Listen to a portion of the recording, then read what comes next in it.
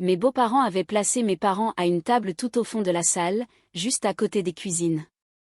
Quand j'ai demandé pourquoi, ma belle-mère a répondu d'un ton sec et hautain: nous ne voulions pas qu'ils embarrassent nos invités de marque. Mon fiancé s'est contenté de hausser les épaules. Je me suis alors dirigée vers la cabine du DJ pour faire une annonce. Puis, j'ai agi. Le lendemain, leur monde s'écroulait, car j'avais compris que quelque chose ne tournait pas rond dès l'instant où j'avais vu où mes parents étaient installés. Notre réception de mariage se tenait dans les somptueux salons d'un grand hôtel particulier du centre-ville de Lyon. Mon fiancé, Antoine, avait insisté pour que ses parents s'occupent du plan de table car, selon ses mots, ils avaient plus l'habitude d'organiser des événements mondains. J'ai laissé couler. Ce fut ma première erreur. Lorsque je suis entrée dans la salle de réception après la cérémonie, tout le monde était déjà assis. Le devant de la salle était orné d'orchidées blanches, de centres de table en cristal et d'une longue table d'honneur brillant sous des lumières tamisées. Les parents d'Antoine trônaient au centre, entourés des partenaires commerciaux de son père, d'un sénateur de la région et de 2 directeurs du cabinet de conseil où Antoine travaillait. J'ai cherché mes parents du regard. Ils n'étaient pas aux tables familiales près de la scène. Ils n'étaient pas près de la table d'honneur. Ils étaient au fond. Et pas seulement au fond, ils étaient à une petite table ronde serrée contre les portes battantes du service, près de l'entrée des cuisines. À chaque fois que la porte s'ouvrait, un serveur passait en trombe avec des plateaux chargés. C'était bruyant, on entendait le cliquetis de la vaisselle et le va-et-vient incessant du personnel.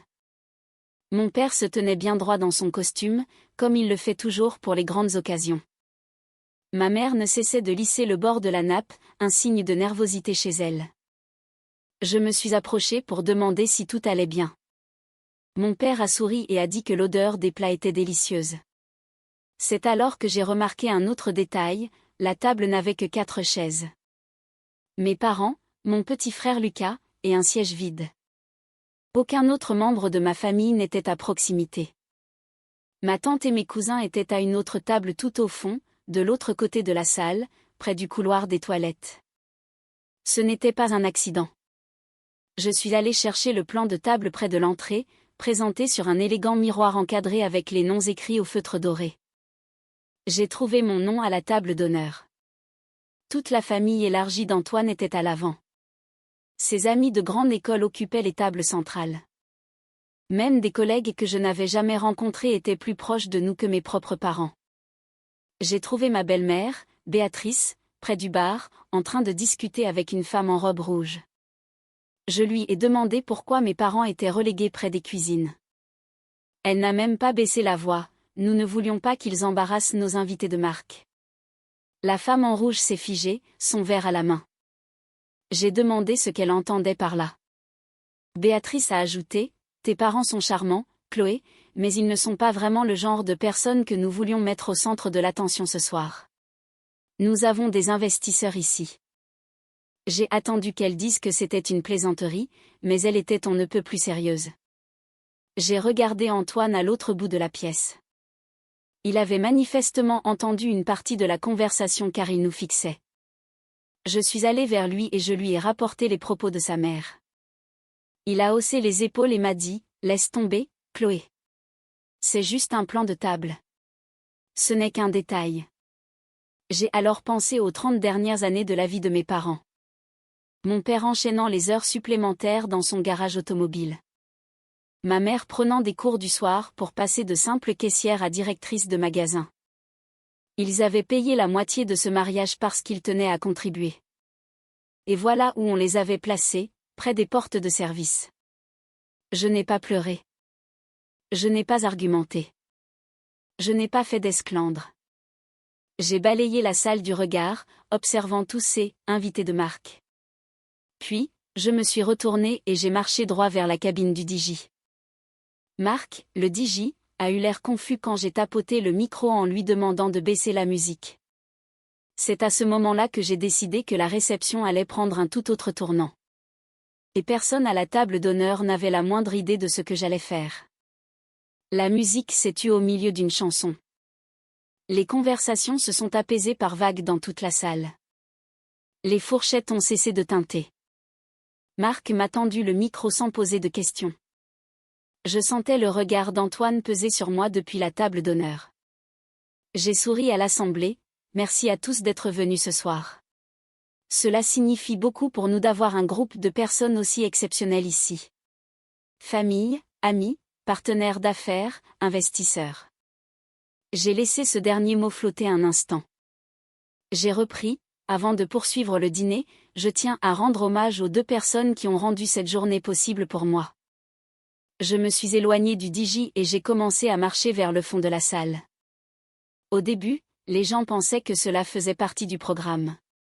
Certains se sont même retournés sur leurs chaises pour voir où j'allais. Je me suis arrêtée à côté des portes des cuisines. Ma mère m'a regardée comme si elle pensait que j'avais besoin de quelque chose. J'ai dit, je veux que tout le monde rencontre les 2 invités les plus importants de cette salle, mes parents, Jean-Pierre et Maria Oliveira. Quelques applaudissements polis ont commencé. Je n'ai pas bougé. J'ai raconté à toute la salle que mon père travaillait 16 heures par jour pendant la majeure partie de mon enfance pour que je puisse faire mes études sans dette. J'ai raconté que ma mère avait appris le français en regardant le journal télévisé tard le soir pour pouvoir m'aider dans mes devoirs. J'ai dit qu'il m'avait appris que le respect n'est pas quelque chose que l'on achète avec de l'argent, mais quelque chose que l'on donne librement. Les applaudissements sont devenus plus nourris. J'ai pris 2 chaises vides à une table inutilisée à proximité et je les ai placées au bout de la table de mes parents. J'ai dit, en fait, je pense qu'ils méritent une meilleure vue. J'ai ensuite regardé les invités assis à l'une des tables centrales, un groupe de collègues d'Antoine que je connaissais à peine. Je leur ai demandé s'ils accepteraient d'échanger leur table avec celle de mes parents. Il y a eu un silence gêné.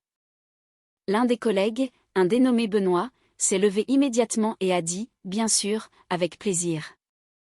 Il a commencé à ramasser son verre et sa veste. Sa femme l'a suivi sans hésitation. En 1 minute, toute cette table a déménagé au fond de la salle. Mes parents ont essayé de protester discrètement, mais je leur ai dit que c'était déjà fait. Les serveurs se sont précipités pour ajuster les couverts. Désormais, mes parents étaient assis au milieu de la pièce, directement dans l'alignement de la table d'honneur. J'ai remercié tout le monde pour leur flexibilité et j'ai conclu, ce soir, il s'agit de célébrer l'amour et les personnes qui nous façonnent. La musique a repris, mais l'atmosphère avait changé. Quand je suis revenue à la table d'honneur, Antoine s'est penché vers moi et a murmuré, « Tu n'étais pas obligé d'en faire un spectacle. » J'ai répondu, « Moi non, mais quelqu'un d'autre l'a fait. » En face de nous, le sourire de Béatrice semblait figé, presque douloureux. Le dîner a continué. Mais j'ai remarqué autre chose. Plusieurs de ces fameux invités de Marc avaient commencé à discuter avec mes parents, à rire, à leur serrer la main. Mon père racontait à l'un des cadres sa passion pour la restauration de voitures de collection, comme les vieilles Alpines. Ma mère expliquait comment elle avait gravi les échelons pour diriger son magasin. Il n'embarrassait personne. Il captivait leur table.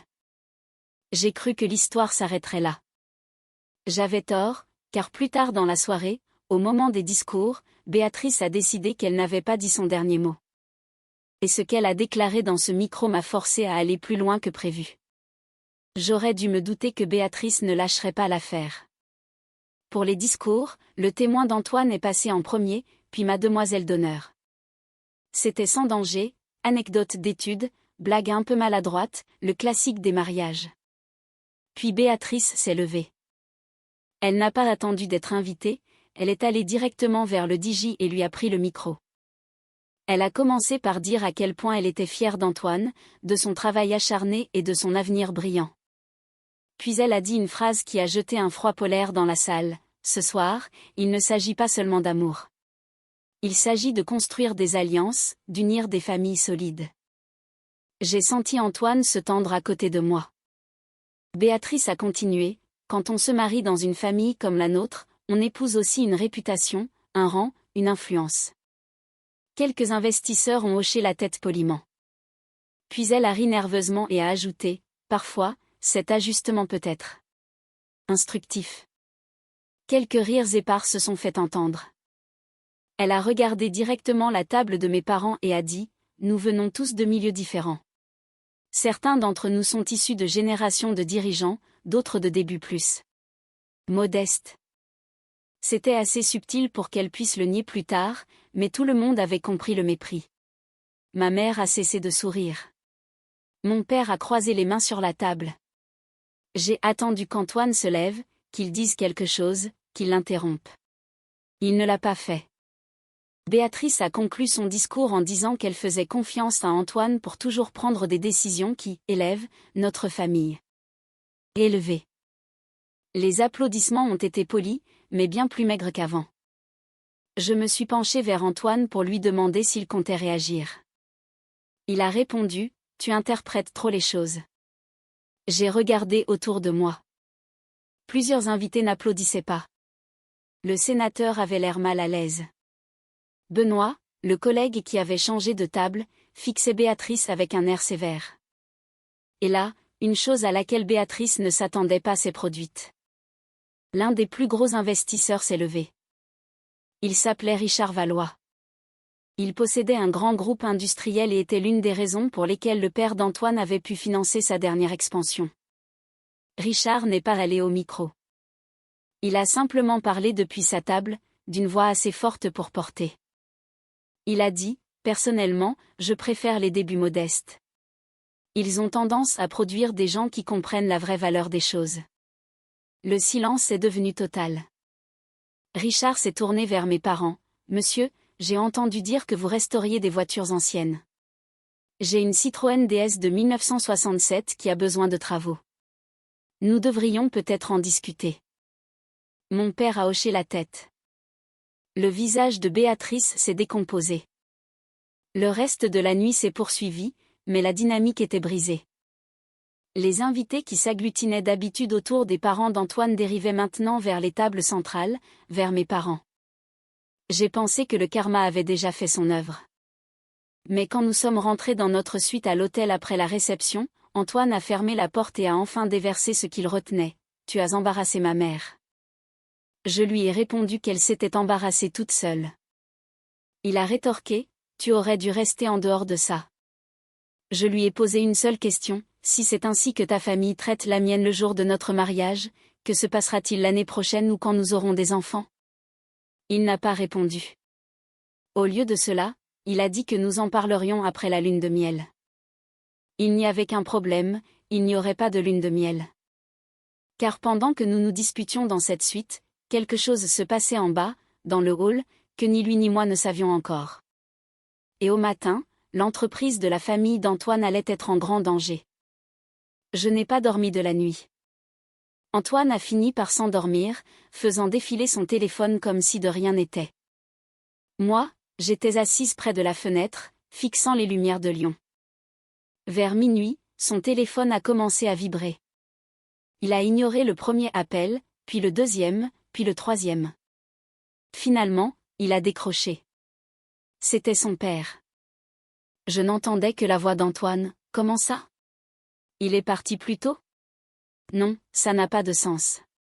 On ne retire pas un financement pour un simple discours. Il y a eu un long silence. Puis Antoine s'est redressé sur le lit. « Tu es sérieux ? » Il a raccroché et a fixé le mur. J'ai demandé ce qui se passait. Il a dit que Richard Valois avait quitté la réception prématurément. Et avant de partir, il avait dit à son père qu'il reconsidérait leur partenariat. Apparemment, après le discours de Béatrice, Richard avait pris le père d'Antoine à part et lui avait demandé s'il était d'accord avec ce qui avait été dit. Quand le père d'Antoine a essayé de minimiser la chose, Richard a posé une question simple, « Si c'est ainsi que votre famille parle des gens en public, comment parlez-vous de vos employés en privé ?» Au moment où nous étions dans la chambre d'hôtel, Richard avait déjà envoyé un email à son équipe juridique pour suspendre l'accord d'investissement prévu pour la semaine suivante. Ce n'était pas un petit contrat.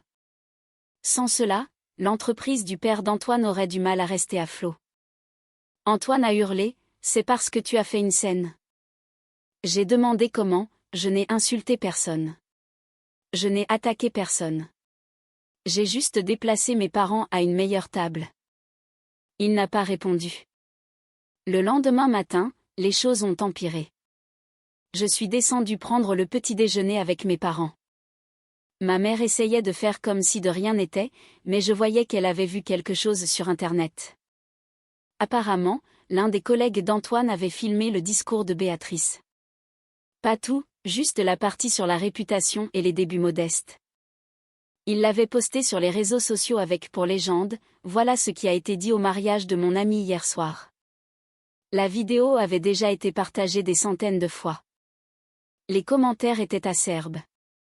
À 9 heures, quelqu'un avait tagué l'entreprise du père d'Antoine.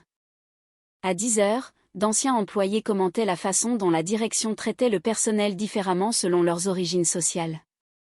À midi, un blog économique local avait repris l'info. L'histoire devenait virale. Antoine est descendu dans le hall, livide. Il a dit que son père était en mode gestion de crise. Les investisseurs appelaient. Un membre du conseil d'administration exigeait un communiqué. Béatrice m'a appelé vers l'heure du déjeuner. Elle ne s'est pas excusée. Elle m'a demandé si j'avais encouragé quelqu'un à la filmer. J'ai dit non. Elle a hurlé, c'est ta faute. J'ai répondu, c'est vous qui avez choisi vos mots. Elle a raccroché. Cet après-midi-là, le père d'Antoine a publié des excuses publiques en ligne, affirmant que les propos avaient été mal compris et ne reflétaient pas les valeurs de l'entreprise. Cela n'a pas arrêté l'incendie. Le soir même, 2 autres partenaires mineurs ont annoncé qu'ils se retiraient des négociations. Et puis Antoine a fait quelque chose que je n'attendais pas, il m'a demandé de faire une déclaration publique pour défendre sa mère. C'est à ce moment-là que j'ai réalisé qu'il ne s'agissait pas seulement d'un plan de table. Il s'agissait de savoir qui il était prêt à protéger. Et je devais décider si j'allais le protéger en retour. Quand Antoine m'a demandé de défendre Béatrice publiquement, j'ai cru qu'il plaisantait. Il ne plaisantait pas. Il m'a dit, si tu postes quelque chose pour clarifier que c'était sorti de son contexte, ça va calmer le jeu. Les gens passeront à autre chose. Je lui ai demandé ce que je devais clarifier, exactement. Il a dit, dis juste qu'elle ne pensait pas ce qu'elle a dit de cette façon. Je lui ai répondu que ce qu'elle avait dit correspondait exactement à ce qu'elle pensait. Il a passé une main dans ses cheveux et a dit, tu laisses ton orgueil détruire l'entreprise de ma famille. Ce mot encore, famille. Je l'ai regardé et j'ai compris que nous avions 2 définitions opposées du mot. Je lui ai dit que je ne mentirais pas pour protéger quelqu'un qui avait insulté mes parents devant 200 invités. Il a dit, tu les choisis eux plutôt que moi. J'ai répondu, je choisis le respect. L'après-midi, je suis allée chez mes parents. Ils avaient déjà déballé les fleurs du mariage que je leur avais envoyées. Ma mère les avait disposées sur la table de la salle à manger comme si c'était un dimanche ordinaire. Mon père m'a demandé si j'allais bien. Je leur ai tout raconté, les appels, les investisseurs, les réseaux sociaux, Antoine me demandant de mentir. Ma mère a dit doucement, peut-être qu'on aurait dû rester à cette table au fond. Quelque chose s'est brisé en moi. Je lui ai dit, non, maman. Tu aurais dû être au premier rang. Pendant que nous étions là, mon téléphone a vibré. C'était Benoît, le collègue qui avait changé de table. Il a demandé s'il pouvait passer. 1 heure plus tard, il était dans le salon de mes parents. Il nous a avoué que c'était lui qui avait posté la vidéo, non par goût du drame, mais parce qu'il voyait des choses dans l'entreprise qui le révoltaient depuis des années, des promotions injustes, des remarques méprisantes en réunion, des clients traités différemment selon leur nom de famille. Il a dit, quand Béatrice a fait ce discours, ça a été le déclic. Il m'a aussi appris une chose incroyable, Richard Valois n'avait pas seulement suspendu l'investissement, il avait exigé un audit interne de l'entreprise du père d'Antoine comme condition pour toute discussion future. Et il avait demandé à Benoît de fournir des documents. Benoît m'a regardé et a dit, ce qui s'est passé à ton mariage a donné aux gens le courage de parler. Je n'avais rien prévu de tout cela. Je voulais juste que mes parents ne soient pas assis à côté des poubelles. Ce soir-là, je suis retournée à l'hôtel pour parler à Antoine. Je lui ai dit que je ne ferais pas de déclaration pour défendre sa mère, mais que j'en ferais une de mon côté. Il a dit, si tu fais ça, il n'y aura pas de retour en arrière. J'ai répondu, je sais. Il m'a demandé si j'étais vraiment prête à risquer notre mariage pour ça. Je lui ai dit que le mariage était déjà fini au moment où il avait haussé les épaules. Il n'a pas essayé de m'arrêter quand j'ai ouvert mon ordinateur. Et ce que j'ai écrit cette nuit-là a tout changé. Je n'ai pas hurlé. Je n'ai insulté personne. J'ai écrit 3 paragraphes. J'ai expliqué qu'à mon mariage, mes parents avaient été intentionnellement écartés de la salle principale. J'ai mentionné qu'un discours avait été prononcé sur la réputation et les origines modestes. J'ai écrit que je croyais que le respect n'est pas conditionné par le revenu, l'éducation ou les relations. Et j'ai conclu en disant que je ne m'excuserai jamais d'avoir défendu ma famille. Je n'ai pas nommé Béatrice. Je n'ai pas nommé l'entreprise. J'ai posté et j'ai fermé l'ordinateur. Au matin, c'était partout. Les gens ont fait le lien sans mon aide. Mon message a été partagé à côté de l'extrait vidéo. D'anciens employés ont ajouté leurs propres témoignages. Un fournisseur a posté qu'il avait subi le même mépris lors de négociations. Puis, l'inattendu est arrivé. Richard Valois a publié un communiqué officiel. Il a déclaré que son groupe ne s'associerait à aucune entreprise qui ne reflèterait pas les valeurs de respect mutuel et d'égalité des chances. Il a cité les récents événements comme catalyseurs de cette décision. En 48 heures, 2 autres investisseurs se sont retirés. Le conseil d'administration du père d'Antoine a annoncé une enquête indépendante sur la conduite de la direction. Le comité de l'association caritative dont Béatrice était la présidente lui a demandé de démissionner temporairement le temps que la situation soit clarifiée. Le monde qu'ils avaient construit sur l'image et l'entre-soi s'est fissuré à une vitesse fulgurante. Antoine m'a à peine parlé pendant ces 2 jours. Il restait pendu au téléphone avec son père, faisant les 100 pas dans la chambre. Le 3e jour, il a fini par dire « Tu aurais pu régler ça discrètement ». J'ai demandé comment, en prétendant que rien ne s'était passé ? En apprenant à nos futurs enfants à accepter le manque de respect s'il vient de quelqu'un de riche ? Il n'a pas répondu tout de suite. Puis il a dit « Je voulais juste la paix ». Je lui ai dit « La paix bâtie sur le silence n'est pas la paix ». Cet après-midi-là, j'ai fait ma valise. Il m'a demandé si je partais pour quelques jours. J'ai dit que je ne savais pas. Ce que je savais, c'est ceci, le plan de table n'était jamais une question de chaise. C'était une question de place que l'on s'octroie dans le monde. Mes parents n'ont jamais demandé vengeance. Ils auraient tout pardonné. Mais le lendemain, quand je suis allée chez eux, mon père m'a montré quelque chose sur son téléphone. Un email de Richard Valois. Objet, restauration de la déesse. Richard voulait lui amener la voiture la semaine suivante. Mon père m'a regardé et a souri. Parfois, la table du fond offre la meilleure vue. La famille d'Antoine a perdu son plus gros contrat. Béatrice a perdu son image publique, et j'ai perdu un mariage qui ne fonctionnait que si je restais silencieuse. Je n'ai pas ruiné leur monde. J'ai juste déplacé une table. Et tout ce qui s'est effondré après cela était déjà bâti sur de mauvaises fondations.